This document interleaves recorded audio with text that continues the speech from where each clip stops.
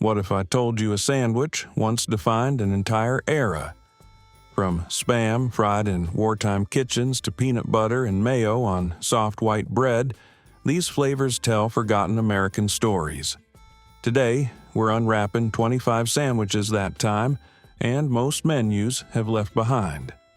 Some will make your stomach growl, others might make you cringe. Let's dig in. Number 1. The Fried Spam Sandwich. Let's start with the sandwich that fed a generation through the hardest years of the 20th century. Spam was introduced by Hormel in 1937, but it didn't become iconic until World War II. When meat was rationed and fresh protein was scarce, Spam became a wartime staple. It was long-lasting, inexpensive, and so ubiquitous that soldiers overseas ate it at nearly every meal. Back home, mothers fried thick slices until the edges crisped and caramelized, then tucked them between slices of white bread with a smear of mustard or a thin slice of government cheese. Kids came home from school to the sizzle of Spam in a cast-iron skillet. That particular smell, salty, porky, with a hint of something canned, meant dinner was almost ready, and Mom was making it work with what they had. Nikita Khrushchev once credited Spam with helping the Soviet Army survive World War II, saying, "Without Spam, we wouldn't have been able to feed our army." This wasn't gourmet. This was survival with dignity, and for millions of Americans, it tasted like home. Number 2. The Peanut Butter and Mayo Sandwich. Now, before you recoil in horror, hear me out. The peanut butter and mayonnaise sandwich was a genuine Depression-era favorite that lingered well into the 1960s in the southern states. Creamy peanut butter spread thick on soft white bread, topped with a generous layer of Duke's or Hellmann's mayonnaise. Some folks added lettuce for crunch, no jelly, no jam, just mayo. The combination sounds bizarre until you remember that mayonnaise is essentially oil and eggs, fats that made the peanut butter creamier and added richness when butter was expensive or unavailable. During the Great Depression, peanut butter was cheap protein. Mayo was cheaper than butter and didn't need refrigeration as urgently. Put them together, and you had calories, fat, and protein for pennies. Southern grandmothers swore by this combination. Some still do. Food writer Calvin Trillin's mother made these for him in Kansas City, and he defended them in print decades later. This sandwich represents American resourcefulness, taking what you have and making it work, even if it raises eyebrows. Number 3. The Tomato Sandwich, the Southern way. In the peak of summer, when tomatoes hung heavy on backyard vines, Southerners made a sandwich so simple it barely qualified as cooking, and so perfect it needed nothing else. Thick sliced tomato still warm from the garden, white bread, usually Wonder Bread or Sunbeam, a heavy spread of Duke's mayonnaise, salt and pepper. That's it. The juice would soak through the bread, making it soggy in the best possible way. You'd have to eat it over the sink, juice running down your arms, seeds escaping onto your shirt August afternoons on screened-in porches. The wet heat of a southern summer, your grandmother's hands stained with tomato juice, handing you a sandwich wrapped in a paper towel. The first bite, cool mayo, warm tomato, the sweetness and acidity hitting simultaneously. This sandwich doesn't have a single moment. It has a million small ones. It's the taste of summer before air conditioning made everyone forget what it meant to live by the seasons. Number 4. The Fried Bologna Sandwich. Oscar Mayer Bologna, fried until the edges curled up into crispy cups, stacked on white bread with mustard and a slice of American cheese. If you were lucky, you had to score the edges of the bologna slice with a knife to keep it from curling into a bowl shape, though some kids preferred it that way, treating the center like a meat cup to hold extra mustard. Fry it in a little butter or oil until both sides had char marks, and the bologna released its particular frankfurter-like smell that signaled an after-school snack, coming home to an empty house with a latchkey around your neck.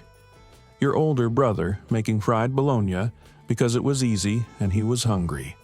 The sizzle and pop. Eating it while watching Scooby-Doo or The Brady Bunch reruns. This was working-class comfort food. Bologna was cheap, filling, and kids would actually eat it. It appeared in lunchboxes across America from the 1950s through the 1980s. Somewhere along the way, Bologna became uncool. Artisanal delis don't carry it. But for Gen X kids, this was childhood distilled into meat and bread. Number 5. The Olive Nut Sandwich. At ladies' luncheons and bridge clubs across mid-century America, this sandwich was elegant, sophisticated, and deeply, deeply strange cream cheese mixed with chopped green olives, usually pimento stuffed, and finely chopped pecans or walnuts, spread on soft white bread with the crusts cut off, cut into triangles or rectangles. The flavor was salty, creamy, with unexpected crunch from the nuts. The olives added a briny sharpness that somehow worked with the mild cream cheese your mother getting dressed up for her bridge club. You, sitting at the kids' table, being offered these fancy sandwiches alongside ginger ale in a real glass, feeling grown up and slightly confused by the taste. This was peak ladies who lunch culture, the 1950s ideal of suburban femininity expressed through decorative food. These sandwiches appeared in every women's magazine from Good Housekeeping to Better Homes and Gardens, sometimes called country club sandwiches or bridge club specials. Number 6. The Benedictine Sandwich. This bright green spread is Louisville, Kentucky's gift to the sandwich world, and almost nobody outside the region remembers it exists. Cream cheese, cucumber, peeled, seeded, and grated, onion juice, salt, and a drop of green food coloring, spread on soft white bread or party rolls. The result was cool, refreshing, and subtly flavored, perfect for Derby Day parties and summer gatherings. Created in the early 1900s by Louisville caterer Jenny Carter Benedict, it became the signature sandwich of Kentucky Derby celebrations. For decades, no proper Derby party was complete without Benedictine finger sandwiches. White gloves, summer dresses, mint juleps for the adults, and these pale green sandwiches that tasted like gardens and springtime regional foods rarely travel well in cultural memory. Ask someone in Kentucky about Benedictine, and they'll know exactly what you mean. Ask someone in California, and you'll get blank stares. Number 7. The Pickle and Peanut Butter Sandwich. Yes, this was real. Yes, people actually ate this, and yes, some people still swear by it. Peanut butter, creamy, spread on bread, topped with thin-sliced dill pickles. The sweet, salty, sour combination created a flavor profile that was bizarre but somehow addictive. Sweet and salty is a known flavor pairing. The fat and peanut butter mellows the acidity of the pickles. The crunch of pickles adds texture. It's weird, but it works.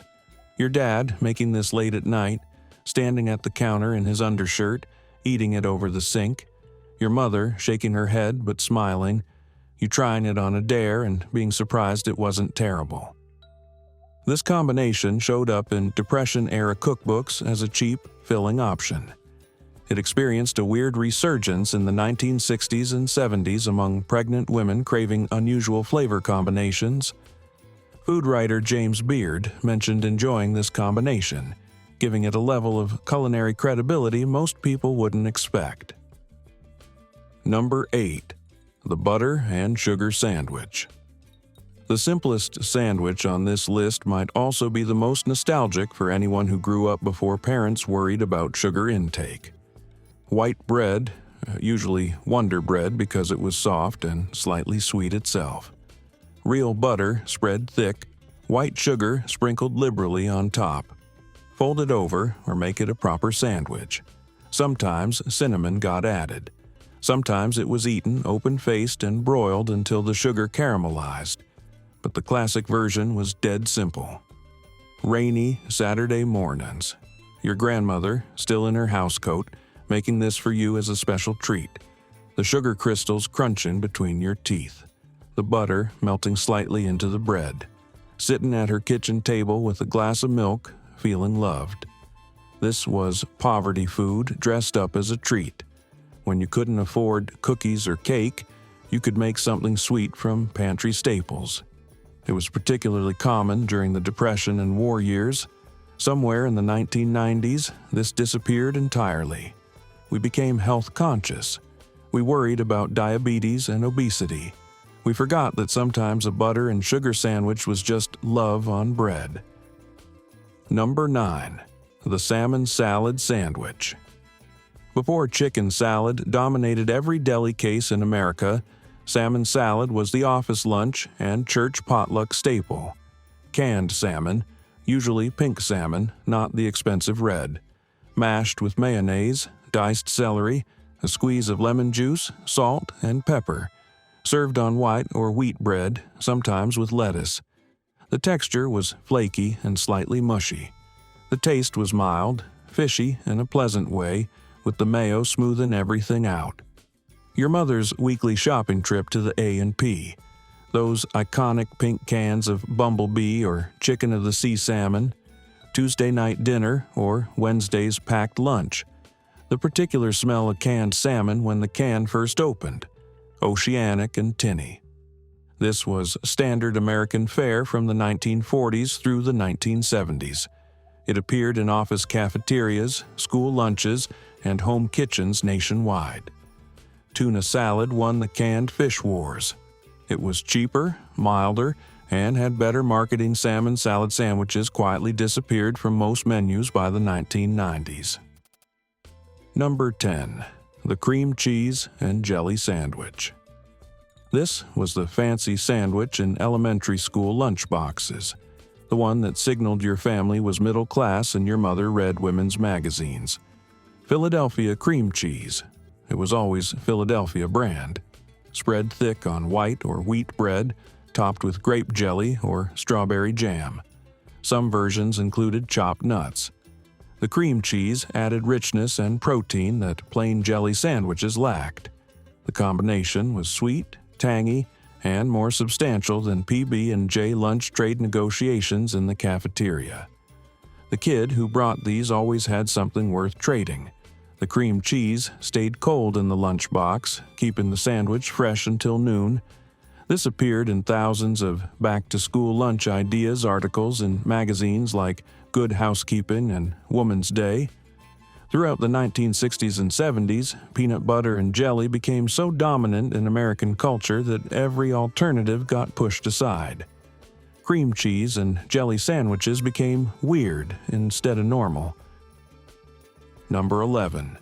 The Pressed Cuban Sandwich, Tampa Style. The Cuban sandwich everyone knows about is from Miami.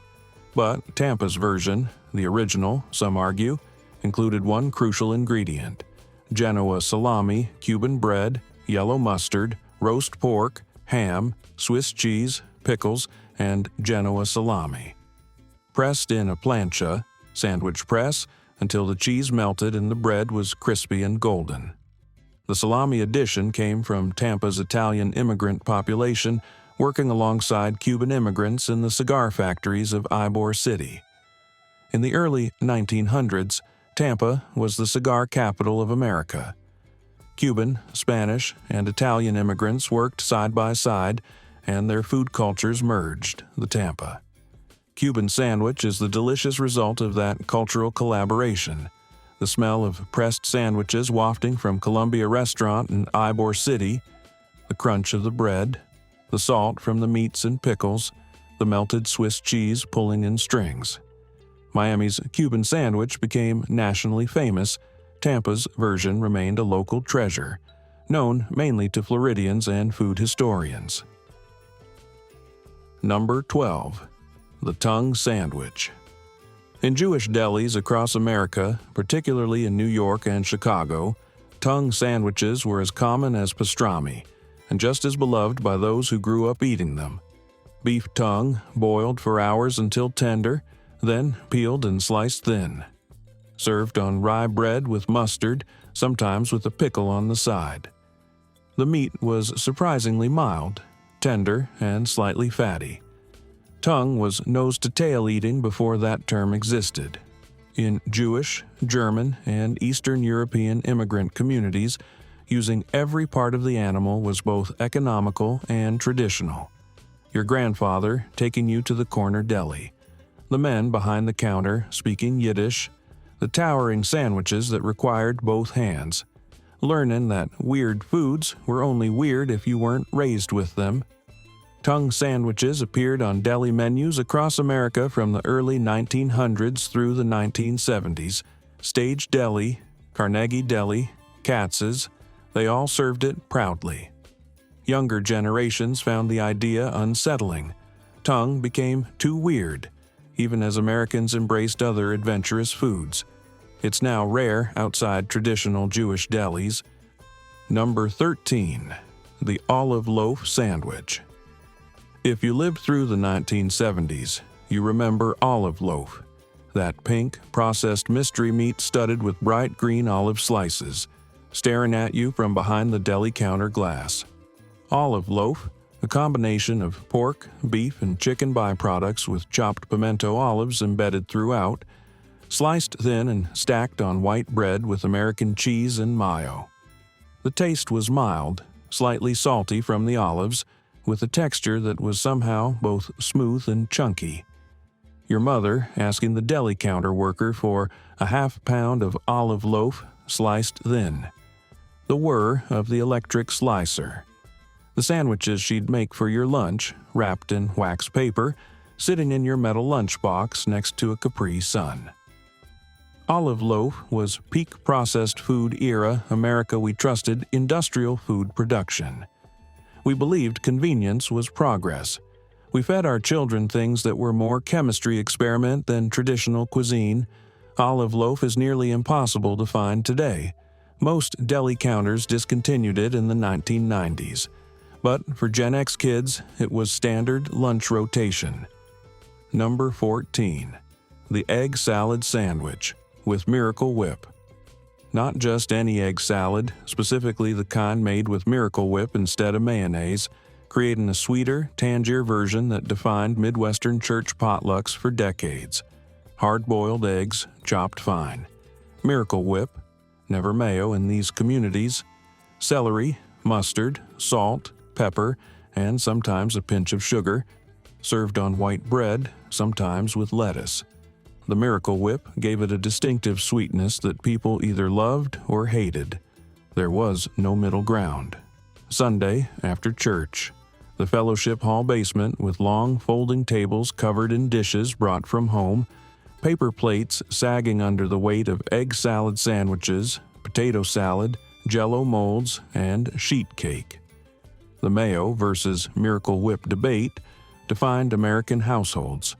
You were raised in one camp or the other, and switching sides felt like betrayal. Miracle Whip sales have declined dramatically. Younger generations prefer real mayo. The distinctive tang of Miracle Whip egg salad is fading from collective memory. Number 15. The Fried Green Tomato BLT. Before the 1991 movie, fried green tomatoes briefly brought them back into cultural consciousness. This sandwich was a Southern secret, a way to use end-of-season tomatoes that wouldn't ripen thick-sliced green tomatoes, dredged in cornmeal, fried until crispy and golden, stacked on toast with bacon, lettuce, and mayo. Sometimes red tomato slices were added for a traffic light effect. The green tomatoes were tart, firm, and the cornmeal crust added serious crunch. Combined with smoky bacon and cool mayo, it was the South's answer to the classic BLT. This was farm food, born from necessity. Green tomatoes weren't a choice. They were what you had when frost threatened and your tomatoes hadn't ripened yet. Late September. The air turning cool. Your grandmother harvesting the last tomatoes before the freeze, still green and hard. The smell of cornmeal and bacon grease sitting on the porch with a sandwich, watching leaves fall. The movie created a brief fad, but fried green tomatoes remained largely regional. Outside the South, they are still considered exotic. Number 16. The chipped beef on toast, S.O.S. Officially called chipped beef on toast. Unofficially called S.O.S., and the S stood for something the censors wouldn't allow on family television. Dried beef, salty, paper-thin, often sold in glass jars, torn into pieces and cooked in a thick white sauce, butter, flour, milk. Served over toast, military versions sometimes used ground beef instead. The sauce was creamy and rich, the beef was intensely salty, and the toast got soggy immediately. This was a military staple from World War I through Vietnam. Cheap, filling, and easy to make for large groups. Servicemen complained about it constantly, but also felt nostalgic for it decades later. Your father, a veteran, making this on Sunday mornings. The smell of roux cooking, him telling stories about boot camp, the weird pride in eating military food as a kid. Stouffer's sold a frozen version in the 1950s to 70s, bringing military mess hall cuisine into suburban kitchens. It was comfort food for veterans and curiosity food for everyone else. By the 1980s, this had largely disappeared except in military communities and retro diners. Number 17. The Watercress Sandwich.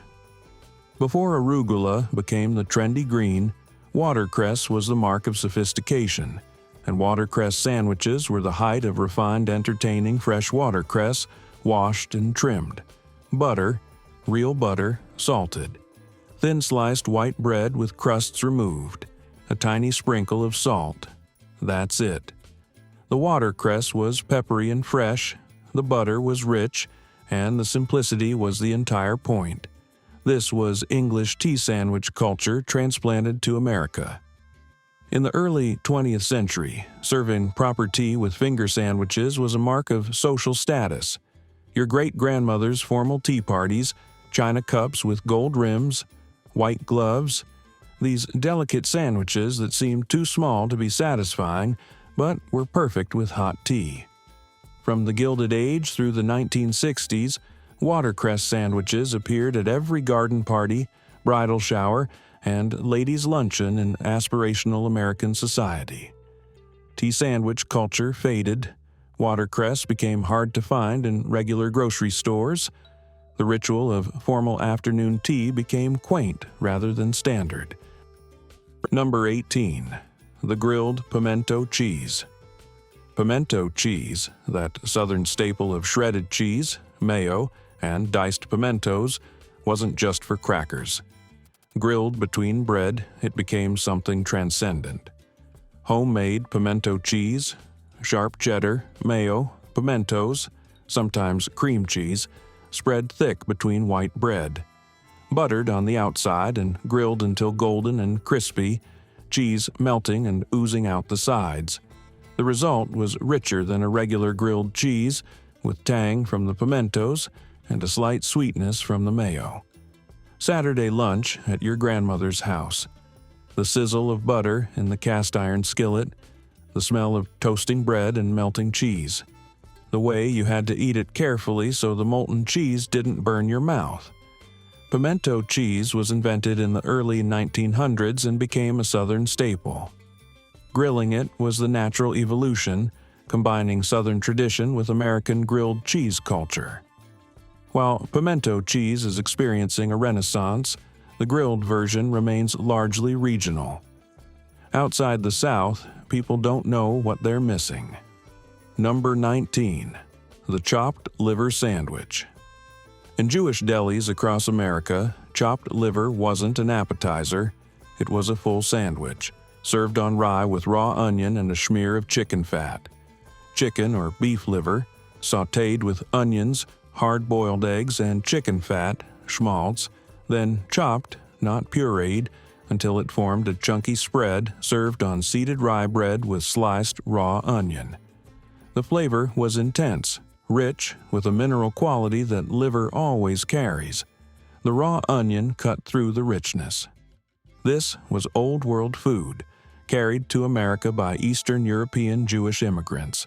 It represented tradition, resourcefulness, using every part of the animal, and the tastes of home, your grandfather at the deli counter ordering in Yiddish, the counterman knowing exactly how he wanted it, the weight of the sandwich in your hands, learning to love foods your non-Jewish friends thought were weird. Liver became increasingly unpopular in American cuisine. Younger generations found the idea off-putting. Even in Jewish delis, chopped liver sandwiches became rare menu items. Number 20. The tuna melt, classic diner style. The tuna melt isn't forgotten everywhere, but the classic diner version, built a specific way and served with specific sides, belongs to a particular moment in American food culture. Tuna salad. Tuna, mayo, celery, sometimes sweet pickle relish, spread on rye bread. Topped with thick slices of American or cheddar cheese grilled until the cheese melted and the bread was crispy. Served open-face with French fries and a pickle. Sitting at a diner counter on a red vinyl stool, the grill sizzling behind the counter, a waitress with a beehive hairdo and a pencil behind her ear calling you hon. The tuna melt arriving on an oval plate, cheese bubbling, fries piled high. The chain restaurants standardized everything. Independent diners closed. The tuna melt survived, but the experience of eating one in a real chrome and formica diner became increasingly rare. Number 21. The horseradish and roast beef. Before the French dip and the Italian beef, there was this. Cold roast beef from Sunday dinner, sliced thin Monday morning, served on white bread with fresh grated horseradish that would clear your sinuses. Leftover roast beef, sliced thin, fresh horseradish root, grated or prepared horseradish from a jar. Butter or mayo on white bread, sometimes a leaf of lettuce. The horseradish was punishingly hot, making your eyes water and your nose run. But it cut through the richness of the beef perfectly.